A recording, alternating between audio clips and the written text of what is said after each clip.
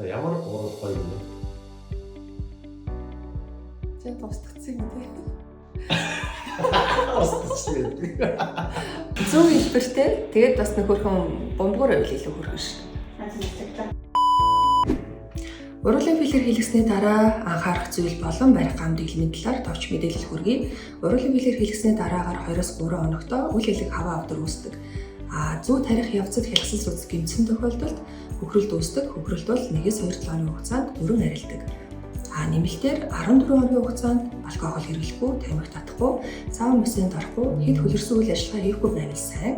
Филерийн шигнэлтийг илүү удаан хугацаанд хадгалж өгдөг гэсэн үг. Филерийг зөвхөн урууланд хийхээс гадна духны хонхорхойг дүүргэх, чанархай хонхорхойг дүүргэх, хамар уруулын нуглаасын гунигийн үржлээ гэж нэрлэгддэг энэ хэсгийг дүүргэх зорилгоор мөн эрүүний хэлбэрийг дэвшлэх зорилгоор чихний уртлын нуглаасыг үржлэгийг тэнэлэх зорилгоор тус хэрэгэлдэг. Эмэгтэйчүүдийн практикт болохоор өтрийг бариу болгох зорилгоор, эрэгтэйчүүдийн практикт бэлэг эрхтэн хэмжээг нь томруулах зорилгоор мөн хэрэгэлдэг. Төгс мэдрэмжийг Sondor Medes